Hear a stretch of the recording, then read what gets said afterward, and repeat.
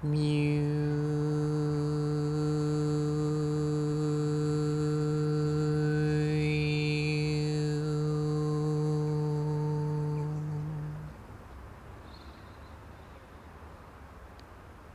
there.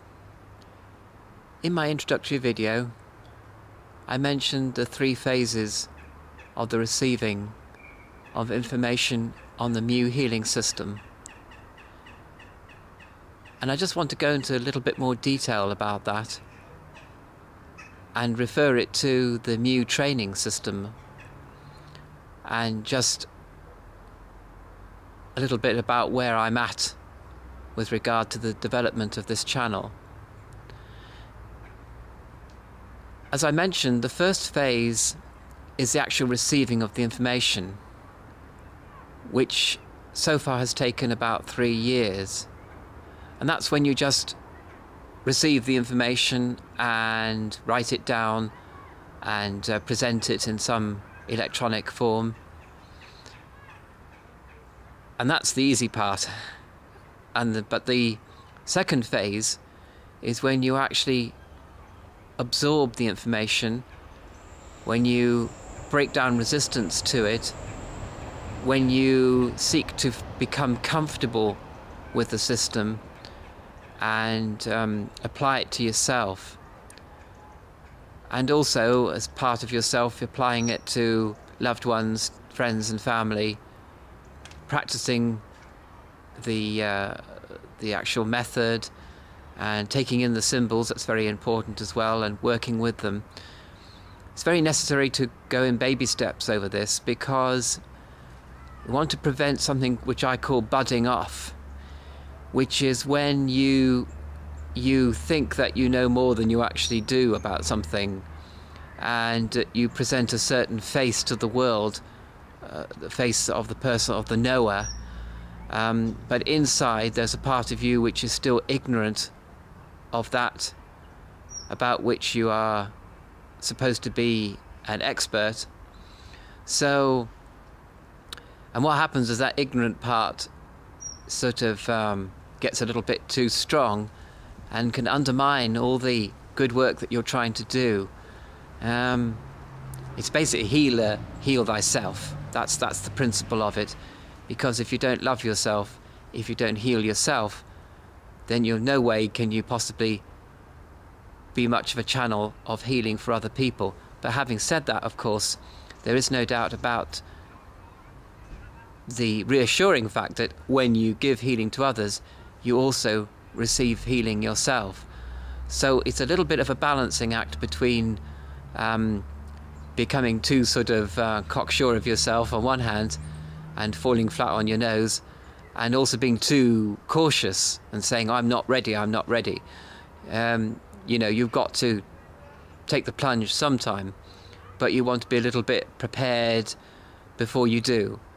So the second phase is quite complex. As I say, you're absorbing your, like learning a language, you're learning to dream in the language, you're learning to use it, become comfortable with it, practice, of course. And that's what I've been doing ever since I received the Mu healing system, as well as receiving information about it over the past 3 years. And the third phase is when at last you feel comfortable, you can begin to apply it professionally, you can teach others and lead by example, and generally express the Mu healing system in as many different ways as you possibly can, to as wide an audience as you can. Now I'm a little bit confused, really. I suppose because I'm the originator and because I received the initial information, you know, I went from phase 1 to phase 3, and then back to phase 2, and back to phase 1, and tried to go for phase 3 again, and then back to phase 2. So it's a kind of a dynamic, really. I keep on shifting. I'm supposed to be at this point in time, and I'm actually at a different point in time. And so sometimes I get myself a little bit confused. But when you begin Mu training, it's much better, because you can follow a little bit more of an organized pattern. You can You know, there's five phases of training, and the first 2 or 3 are when you receive the information and apply it to yourself and to your family, and then the final phase 4, phase 5 is when you go out into the big world and apply it to strangers, people that you don't know, people that don't know you, and that's when you've got to sort of sell yourself a little bit as well and put yourself on the line. And I'm sort of curiously not quite at the end of phase 3 when I'm able to do that. So, and again, I feel sometimes I'm a bit budding off as happening, that the 2 people, the one is like the person with the knowledge and the other person ignorant of the knowledge, and I have to integrate these 2 people. But as I say, teaching is good because it helps to actually clarify your mind. So maybe the teaching will come before the actual professional practice, which sounds a bit strange. Surely it should be the other way around. Or maybe there'll be a bit of practice and then a bit of teaching after that. It's just not a very linear process, really. And unfortunately, you know, we like things to be ordered and linear, and they're just not like that in the real world and in this universe. To get there in the end. So that's really basically my message for today.